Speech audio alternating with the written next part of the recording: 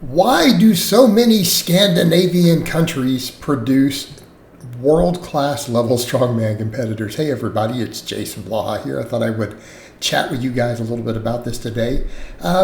It's an interesting question, and I've heard a lot of people with all sorts of different theories and hypotheses, and here's what I'm going to postulate for people. It is a single trait. It is a single genetic trait that is giving the statistical advantage here.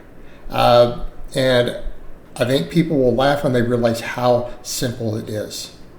Okay? And then I'll explain it. Are you ready?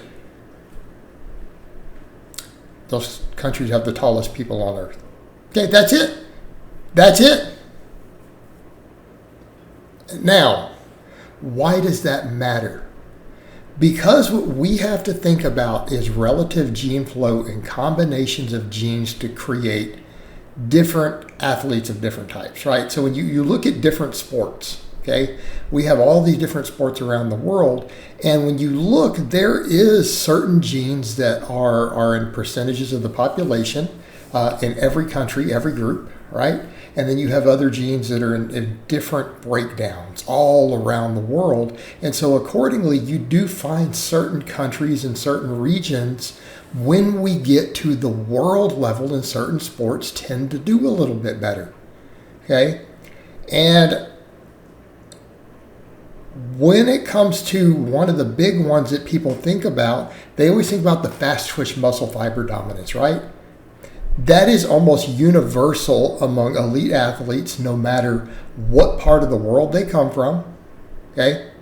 Like, this is a universal trait that crosses nationality, it crosses ethnicity, it crosses sports, okay? Fast twitch muscle fiber dominance, like, that is considered to be your athlete gene. Like, that gene is what makes NFL players and the best shot putters and boxers and martial artists and weightlifters, all this stuff, right? Like, that gene is massive. But only 1% of the population around the world have it. About 1%, maybe to 2% of the population of the whole world has that gene. So when you walk around, out of every 100 people walking down the street, 1 or 2 carry that gene. But every single group of people do have it. Okay? Every group of people. Like, it doesn't matter what color your skin is. It doesn't matter what country you come from. Right? None of that matters. Every single group of people around the world, there's a few of them that seem to have that gene in every single group. Okay?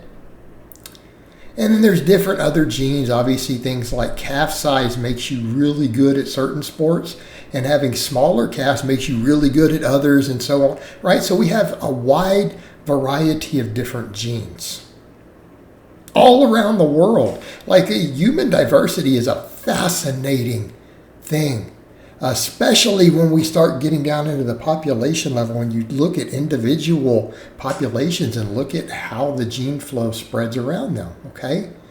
In sports, this is very much the case. All right. So why does the height thing matter? Look at the nature of many of the lifts that are done in strongman and many of the events. Okay. Number one, for a lot of them, being tall, having big levers gives you an advantage. Some of the stuff that, like, they have to pick up off the ground and then pick up the stones and atlas stones and other things. Okay. All right. Stop and think about that. If you're taller, you don't move those things as far relative to your height. It's an easier movement, even in terms of relative strength. Okay.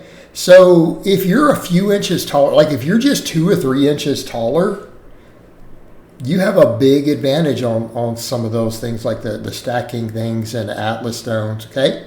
Right? I mean, does everyone agree with this? Being tall is kind of helpful. Just like, when you look at the NBA, being tall is a big advantage in professional $1 million contract basketball. Most of them are pretty tall. There's a few exceptions because they're just so skilled in other areas, but they're the odd man out. Tall people do really, really well in basketball. Okay? Well, tall people do really well in strongman, again, due to some of those events. And then the other thing, all right, a lot of them are big events of absolute strength. Absolute strength matters on a lot of those events. So let's set aside the levers. Muscle mass on your frame, okay? The taller you are, the more muscle mass potential you have on your frame. Before people say, what about lanky people? You mean like Half-Thor? Did anyone see what he looked like in high school when he was a basketball player? Before he became world's strongest man and became the Mountain, Gregor Clegane, all that stuff, where he broke that world deadlift record? He was a scrawny, lanky basketball player. He was the typical tall, skinny hard gainer. You know, then he became a 430-pound strongman competitor with a 500-kilogram deadlift, right? Tall people can put more muscle on their frame. They may not have the best proportions to look like a bodybuilder, but they can be real big. I mean, case in point, that man, again, Icelandic, he is 6'8". And when he won those events, he was over 400 pounds. He was almost 200 kilogram. Okay. Do you see why having a population that's really tall would help? Why? Because let's come back over to some of those other traits. If you have a whole population of people who are tall and a massive percentage of your population is over 6 foot in your region, okay? All right. Massive chunk of your population is over 6 foot in a certain region. 1% of them are going to have that athlete gene. Ooh.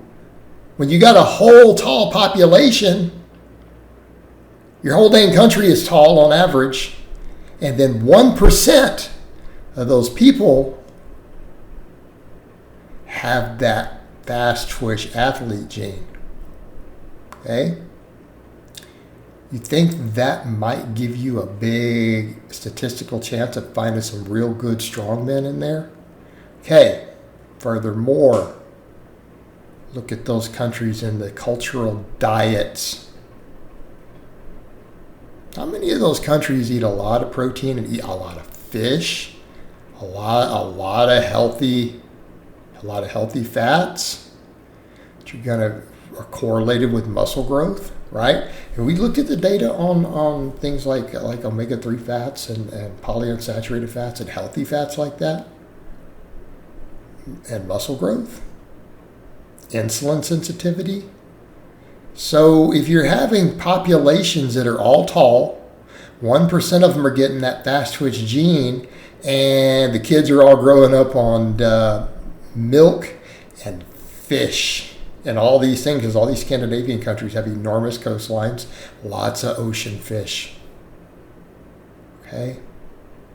A lot of them don't eat a lot of junk and refined foods either to the same degree that we do in other places. Do you think when you throw all that in together with the fact that they're tallest groups of people on the planet come right there, those little stretching all along that little coastline, all those Vikings, right? Okay? That's your answer. That's it. It is very, very simple. But the biggest one, they're tall. Tall is an advantage in that sport. All right, guys, but that's really all I have to say on that today. I hope it's been informative, and I'll talk to you guys and gals next time.